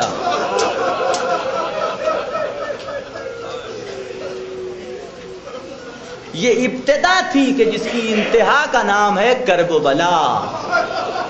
اگر مدینے میں محسن شہید نہ ہوتے تو کربلا میں علی اصغر کے گلے پہ تیر نہ لگتا۔ جزاکم ربکم خیر الجزا۔ خداوند عالم آپ کو کسی غم میں نہ رلائے سوائے غم سید الشہداء کے۔ آج اسی بیوی کی رضایت کو طلب کرنے کے لیے اور اسے راضی کرنے کے لیے ہم فرش عزا پہ اکٹھا ہوئے، اسی کا تذکرہ کرنے کے لیے، اسی کو یاد کرنے کے لیے، اسے یاد کرنے کے لیے، اور وہ کہ جو فاطمہ کا بیٹا تھا، جسے فاطمہ نے اپنا بیٹا کہہ کے مخاطب کیا، قمر بنی ہاشم ابو الفضل عباس۔ فاطمہ اپنا بیٹا کہہ رہی ہے، فاطمہ اپنا بیٹا کہہ رہی ہے۔ ام البنین جب تک باحیات تھی حسین کو یاد کر کے روتی رہی، فاطمہ عباس پہ آنسو بہاتی رہی۔ نگاہ میں آپ کے ہے، میں اس واقعے کو آپ کی خدمت میں پیش نہیں کرنا چاہتا۔ ہاں آپ سوچئے، ہر ایک کو فاطمہ اپنا بیٹا نہیں کہہ سکتی، کچھ صفات، کچھ کمال پایا جائے، کوئی ایسی بات ہونی چاہیے۔ تمنائے مولائے کائنات، دعائے علی ابن ابی طالب کا نام ہے عباس۔ حسن و حسین کے بارے میں نے نہیں دیکھا، ہو سکتا کسی نے دیکھا ہو کہ مولائے کائنات نے حسن و حسین کو فنون جنگ سے خود آراستہ کیا ہو، میں نے نہیں دیکھا کہ ان کو کہیں سکھاتے ہوئے تاریخ کے صفحات پہ مجھے نظر آ جائے۔ میں نے کوشش کی، مجھے نظر نہیں آیا کہ ان کی تربیت مولائے کائنات نے کی ہو، خود اپنے ہاتھوں سے فنون جنگ سکھایا ہو، یہ مجھے کہیں نظر نہیں آیا۔ لیکن جناب عباس کے حوالے سے تاریخ کے صفحات پہ موجود ہے، کتاب لکھی گئی 2 جلدوں میں، قمر بنی ہاشم اٹھا کے دیکھیے گا کہ مولائے کائنات نے خود جس بیٹے کو تربیت دی ہے اسے عباس کہا جاتا ہے، خود تربیت دی ہے، فنون جنگ سے آراستہ کیا جسے اسے عباس کہے، خود آمادہ کر رہے ہیں اور بار بار یہ کانوں میں ڈال رہے ہیں بات، اے میرے لال، نبی کے نواسے پہ ایک وقت پڑنے والا ہے، اس موقع پہ میں نہ رہوں گا، اے میرے لال میری طرف سے تمہیں قربانی دینی ہے۔ تاریخ نے یہ واقعہ لکھا ہے کہ جب ہر اعتبار سے جناب عباس کو فنون جنگ سے آراستہ کر چکے تو ایک دن عباس سے کہا، یہ واقعہ بھی شاید غالباً میں ہی سنا چکا ہوں آپ کو، ایک مقام پہ لے گئے، لے جانے کے بعد ایک حصار کھینچا، ایک حد بندی کی اور کہا، اے میرے لال دیکھو یہاں حفاظت کرنا، مجھے یہاں پہ کام ہے، کوئی اس حد میں آنے نہ پائے، اس حد میں کوئی داخل نہ ہونے پائے، کہہ کے علی واپس چلے آئے۔ جناب عباس گھوڑے پہ بیٹھ کے اس حصار کا تلایا پھر رہے ہیں، کسی کو آنے نہیں دیتے کہ دفتن عباس کی نگاہ پڑی کہ ایک شخص ہے کہ جو چلا آ رہا ہے، قریب سے قریب آتا چلا جا رہا ہے۔ عباس گھوڑا بڑھا کے آگے بڑھے، اے بھائی ادھر نہ آؤ، میرے بابا نے یہ حصار کھینچا ہے، مجھ سے کہا ہے کہ کسی کو ادھر نہ آنے دینا، جاؤ چلے جاؤ، دوسرا راستہ اختیار کر لو۔ لیکن وہ شخص ہے کہ آگے چلا آتا ہے۔ پھر عباس آگے بڑھے، اے بھائی میں تجھ سے کہہ رہا ہوں ادھر نہ آؤ، راستہ موجود ہے، راستہ اتنا تنگ نہیں ہے، دوسری طرف سے چلے جاؤ۔ کہا نہیں، وہ شخص ہے کہ آگے بڑھتا چلا آ رہا ہے. 2-3 بار منع کرنے کے باوجود جب وہ شخص نہیں رکا تو عباس کو جلال آ گیا, تلوار میان سے نکال لی, رد و بدل شروع ہوئی. وہ حملہ کر رہا تھا, عباس روک رہے تھے. عباس حملہ کر رہے تھے, وہ روک رہا تھا. لڑتے لڑتے کافی عرصہ بیت گیا, لیکن نہ وہ شخص عباس کو زیر کر سکا نہ عباس اسے زیر کر سکے. ایک عرصہ بیت گیا, شام ہو گئی, وہ شخص اپنے راستے چلا گیا. عباس گھر کی طرف واپس آئے, لیکن چہرہ اترا ہوا ہے, آنکھوں سے آنسو جاری ہیں, چہرے کا رنگ متغیر ہے. علی کی نگاہ پڑی, اے میرے لال کیا بات ہے, اتنا رنجیدہ خاطر کیوں ہو, یہ چہرے کا رنگ کیوں اترا ہوا ہے, آنکھوں میں آنسو کیوں بھرے ہوئے ہیں؟ کہا بابا مجھے بڑا فخر تھا کہ مجھے فنون جنگ سے آپ نے وارستہ کیا ہے, میں آپ کا شاگرد ہوں, فاتح خیبر نے مجھے سکھایا ہے, میں فاتح جنگ بدر و احد و خیبر و خندق کا شاگرد ہوں, مجھے اس نے تربیت دی ہے. اب میرے مقابلے میں کون آ سکتا ہے, کون ہے کہ جو میری تلوار کی کاٹ سے بچ سکے؟ لیکن بابا آج غضب ہو گیا. کہے میرے لال کیا بات ہے؟ کہا بابا آپ نے وہ حصار باندھا تھا کسی کو آنے نہ دینا, ایک شخص تھا کہ جو چلا آ رہا تھا, میں نے بار بار منع کیا لیکن اس نے نہیں مانا, چلا آ رہا تھا, آخر میں ہم دونوں میں رد و بدل شروع ہوئی, وہ بھی حملہ کر رہا تھا, میں بھی حملہ کر رہا تھا. بابا لاکھ کوشش میں نے کی لیکن میں اسے زیر نہ کر سکا. بابا لگتا ہے کہ میری شاگردی میں کوئی کمی رہ گئی, میں پورے طریقے سے آپ سے کسب نہ کر سکا, جیسے آپ سے سیکھنا چاہیے تھا ویسے سیکھ نہ سکا.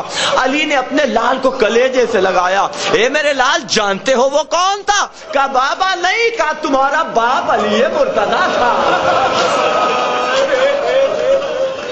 کہا بابا میرے امتحان کی وجہ کا دیکھنا چاہتا تھا عباس کہ تم کربلا کے لیے آمادہ ہو کہ نہیں ہو.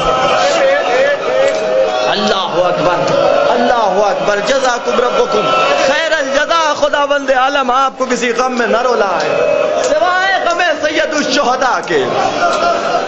ذہن میں بار بار یہ بات ڈالی جا رہی ہے, اے عباس کربلا, اے عباس کربلا کے لیے ذخیرہ کیا گیا ہے. اللہ رے عظمت جناب عباس کون درک کر سکتا ہے؟ آج کی مجلس میں میں نے 2-4 باتیں آپ کی خدمت میں عرض کی تھی, ایک جملہ اور کہوں گا, کبھی موقع ملے گا تو اس حوالے سے اور لمبی گفتگو کی جا سکتی ہے. کون درک کر سکتا ہے جناب عباس کی عظمت کو, ان کے عرفان کو, ان کی معرفت کو؟ تاریخ نے لکھا کہ جب یہ قافلہ مکے پہنچا ہے اور خانہ کعبہ پہنچا ہے تو جناب عباس نے خطبہ دیا ہے, تفصیلی خطبہ ہے. ایک جملہ میں عرض کرنا چاہتا ہوں, تفصیلی خطبہ ہے جناب عباس کا. خانہ کعبہ کی چھت پہ کھڑے ہو گئے, اللہ کی حمد و ثنا کے بعد مجمع کو مخاطب ہو کے کہتے ہیں, سنو سنو, بہت سے ایسے تھے کہ جو نبی کو قتل کر دینا چاہتے تھے, جو نبی کو تہدید کر دینا چاہتے تھے, لیکن جب تک میرا بابا علی زندہ رہا تب تک کسی میں مجال نہیں تھی کہ نبی کو ایک زخم بھی پہنچا سکے. میرے بابا کے رہتے نبی تک ایک زخم بھی نہ پہنچا. تم میں سے بہت سے ایسے ہیں کہ جو حسین کو قتل کرنا چاہتے ہیں. یاد رکھنا, جب تک عباس کے جان میں جان آئے, تم میں سے کون ہے کہ جو حسین پہ ہلکی سی آنچ بھی لا سکے؟ حسین کو قتل کرنا چاہتے تو آؤ میری گردن کاٹ دو, آؤ مجھے قتل کر دو, اس لیے کہ جب تک عباس زندہ ہے تب تک حسین پہ ایک آنچ نہیں آ سکتی. جب تک عباس زندہ ہے. اب سمجھ میں آیا آپ کے کہ امام حسین نے عباس کی شہادت پہ یہ جملہ کہا, کیوں کہا تھا کہ بھیا عباس اب تک جو آنکھیں سکون سے سویا کرتی تھی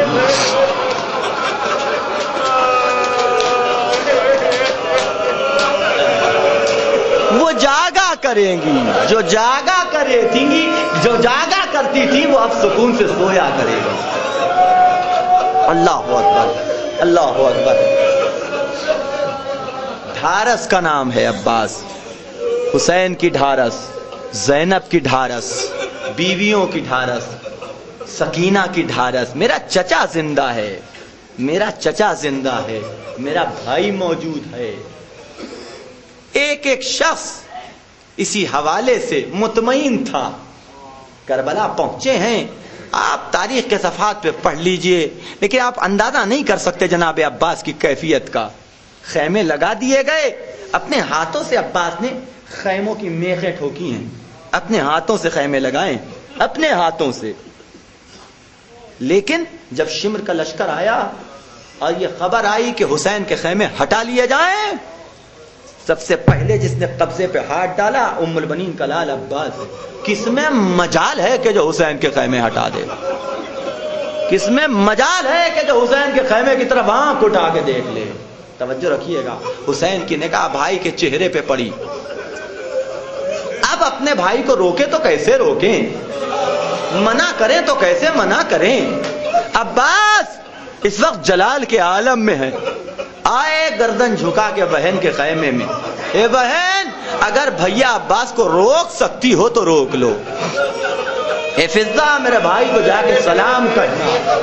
در خیمہ پہ آ کے فضہ نے آواز دی، اے عباس شہزادی تمہیں سلام کہہ رہی ہے۔ خط کھینچ دیا عباس نے، خط کھینچ دیا عباس نے۔ کسی کی مجال نہیں ہونی چاہیے، جرات نہیں ہونی چاہیے کہ وہ اس خط کو کراس کر سکے اور ادھر آ سکے۔ خط کھینچ کے آ گئے عباس، آ گئے خیمے کے اندر ہاتھوں کو جوڑے ہوئے۔ آپ سوچئے کیا کیفیت رہی ہوگی عباس کے جلال کی۔ ایک منظر آپ نے دیکھا، جن ہاتھوں سے خیمے کی رسیاں باندھی تھی اب عباس بیٹھے ہوئے انہی ہاتھوں سے خیموں کی رسیوں کو کھول رہے ہیں، انہی ہاتھوں سے خیموں کو اٹھا کر کے نہر فرات سے دور نصب کر رہے ہیں۔ ایک منظر دیکھا، خیمے لگائے گئے، تلایا پھر رہے ہیں خیموں کا کہ دفتن زہیر قین کی نگاہ پڑی، ہاتھوں کو جوڑے ہوئے عباس کی خدمت میں پہنچے۔ اے عباس میں تم سے دو کلام باتیں کرنا چاہتا ہوں، تمہارے بابا کی ایک چیز یاد دلانا چاہتا ہوں۔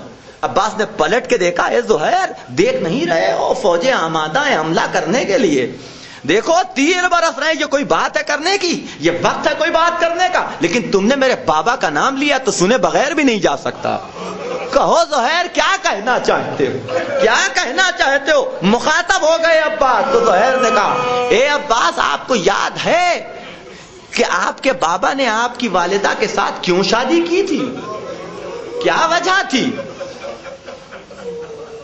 کہ ان کی خواہش تھی کہ انہیں ایک بہادر بیٹا پیدا ہو کہ جو اس کربلا میں حسین کے کام آئے۔ دو رکابہ گھوڑے پہ بیٹھتے تھے عباس، دو رکابہ گھوڑے پہ بیٹھتے تھے۔ تاریخ نے لکھا ہے کہ ایک مرتبہ شیر نے انگڑائی لی، اتشجعنی یا زہیر، تم مجھے جوش شجاعت دکھا رہے ہو، دلا رہے ہو؟ یہ تو ہے تم مجھے جوش شجاعت دلا رہے ہو۔ آرائی تو کہا کل وہ دکھاؤں گا کہ جو اس سے پہلے تم نے کبھی نہیں دیکھا، کل وہ دکھاؤں گا۔ یہ کہہ کے عباس نے حملہ کیا ہے تو تاریخ نے لکھا 80 سے لے کر کے 800 سر اڑے ہیں دریا میں۔ جس طریقے سے ایک تیز دھار تلوار لے کے نیسار پہ وار کیا جائے ویسے کربلا کے میدان میں سر اڑ رہے تھے۔ ویسے ایک شقی آگے بڑھ کے کہتا ہے بہادر ترین انسان، بہادر ترین انسان، نیزہ چلانے میں ماہر، ہاتھوں میں تلوار ہے عباس کے، آواز دی تو نہ صحیح کہ تیرے نیزے سے تجھے واصل جہنم کروں۔ تلوار کو میان میں رکھ لی، اسی کا نیزہ چھین کے اسی کے پر ایسا وار کیا کہ وہ وہیں شہید ہو گیا، وہ وہیں واصل جہنم ہو گیا۔ توجہ رکھیے گا، یہ جوش شجاعت ہے۔ کتنی بڑی تمنا بھری ہوگی عباس کے دل میں، کیا خواہش ہوگی کہ جب مجھے اذن ملے گا، جب مجھے اذن جہاد ملے گا۔ لیکن عزیزو جب سب شہید ہو گئے، سب مارے جا چکے، عباس ہاتھوں کو جوڑے ہوئے آگے بڑھے اور آگے بڑھ کے آواز دیتے مولا اب ہمیں بھی اجازت دے دو، مولا عباس اس کا نام نہیں ہے کہ جو اپنی آرزوؤں کو پالے. عباس اسے کہتے ہیں کہ جو اپنی آرزوؤں کو حسین پہ قربان کر دے, اپنی تمناؤں کو حسین پہ نثار کر دے. تمنا تھی عباس کی کہ کل اس نے جہاد مل جائے. اے بھیا عباس کیسے اجازت دے دوں, تم تو میرے لشکر کے سردار ہو, تم تو میری فوج کے سپہ سالار ہو. اے مولا وہ لشکر کہاں ہے کہ جس کا میں سردار تھا؟ اے مولا اب وہ فوج کہاں ہے کہ جس کا میں سپہ سالار تھا؟ ہاں عزیزو, جب بہت اصرار آگے بڑھا, اے بھیا اگر ہو سکے تو بچوں کے لیے پانی کا انتظام کر دو. آئے خیمے میں مشکیزہ لیا. تاریخ نے لکھا ہے کہ جب مشکیزہ لے کے جانے لگے, کسی نے یہ خبر زینب کے کانوں میں ڈال دی کہ آپ کا بھائی عباس میدان میں جا رہا ہے. یہ سننا تھا کہ زینب کلیجہ پکڑ کے بیٹھ گئی. ذرا میرے بھیا عباس کو بلا تو دو کہ مقتل میں جانے سے پہلے اپنی بہن سے دو کلام گفتگو کر لے. عباس ہاتھوں کو جوڑے ہوئے پہنچے. ہاں عزیزو دیکھو تو صحیح, واقعہ 1000 مرتبہ کا سنا ہوا, لیکن کتنا بھروسہ تھا بیویوں کو عباس پہ, کتنا یقین تھا زینب کو عباس کے اوپر. جب پہنچے ہیں اور ہاتھوں کو جوڑ کے بیٹھے, شہزادی حکم کیجئے کیا کہنا چاہتی ہے؟ آواز یہ بھیا میں تمہیں مقتل میں جانے سے نہیں روکتی, لیکن جانے سے پہلے ایک چھوٹا سا واقعہ سنتے جاؤ. کہا شہزادی عرض کیجئے کہ ایک موقع تھا کہ جب میں اپنے بابا کی آغوش میں بیٹھی ہوئی تھی, بھیا حسن بھی موجود, بھیا حسین بھی موجود. میرے بابا کا یہ اصول تھا کہ میرے بابا کبھی بھیا حسن کے لبوں کا بوسہ دیتے, کبھی بھیا حسین کے گلے کا بوسہ دیتے, تو کبھی میرے بازوؤں کو چومتے تھے. جب کئی مرتبہ یہ ہوا تو میں نے بابا سے سوال کیا, اے بابا کیا میرے دہن سے بوئے بداتی ہے؟ کیا بھیا حسن کے لبوں کا بوسہ دیتے ہیں, حسین کے گلے کا بوسہ دیتے ہیں, میرے بازوؤں کا بوسہ دیتے.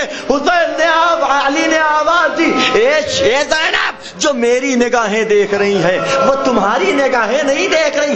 ایک وقت ایسا آئے گا کہ جب حسن کے اسی دہن سے 72 ٹکڑے لگن میں گریں گے, اور ایک وقت ایسا بھی آئے گا کہ جب حسین کے گلے پہ شمر کا خنجر چلے گا, حسین ذبح کیے جائیں گے. اور اے زینب اگر سن سکو تو سنو, ایک وقت ایسا بھی آنے والا ہے کہ جب تمہارے بازوؤں میں رضوان ظلم کا بندہ ڈالا جائے گا, دیار بدیار بے مقناع چادر پھرایا جائے گا. اے بھیا بابا نے کہا تھا, یقین تھا بابا کا کہا ہوا غلط نہیں ہو سکتا, لیکن میں سوچتی تھی جس کا عباس جیسا بھائی ہو کسی بھی مجال کہ عباس زینب کے ہاتھوں میں رسن باندھ سکے. اے بھیا جاؤ خدا حافظ. زینب کو یقین ہو گیا کہ زینب کے بازو میں رسن باندھی جائے گی. دیار بدیار بے مقصد.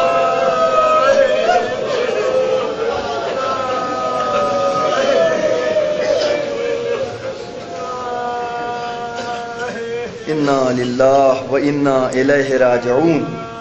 فسيعلم الذين ظلموا أي منقلب ينقلبون. اللهم بحق محمد وأنت المحمود, وبحق علي وأنت الأعلى, وبحق فاطمة وأنت فاطر السماوات, وبحق الحسن وأنت المحسن, وبحق الحسين وأنت قديم الإحسان, وبحق ائمة التسعة الطاهرين من ذرية حسين علیہ السلام.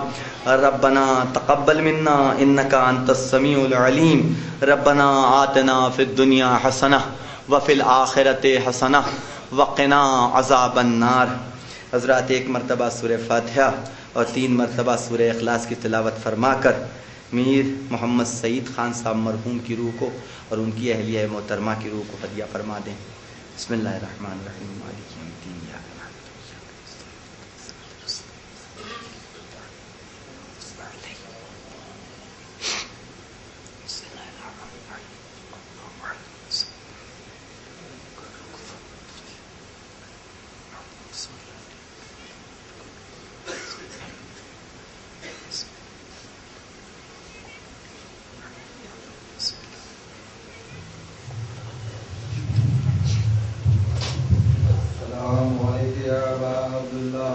السلام علیکم یا ابن رسول اللہ، السلام علیکم یا ابن امیر المومنین ابن سید الوکیلین، السلام علیکم یا ابن فاطمۃ الزہراء سید نساء العالمین، السلام علیکم یا ابو الفضل عباس یا ابن امیر المومنین، السلام علیکم یا شہداء کربلا جمیعا ورحمۃ اللہ وبرکاتہ، السلام علیکم یا غریب الغرباء، السلام علیکم یا معین الضعفاء والفقراء، السلطان ابو الحسن علی ابن موسیٰ رضا رحمۃ اللہ وبرکاتہ، السلام علیکم یا صاحب العصر والزمان علمان علمان علمان، السلام علیکم یا شریف القرآن خلیفۃ الرحمن امام انسی وجار اجل اللہ تعالیٰ فرح سہل اللہ تعالیٰ مسرح ظہور رحمۃ اللہ۔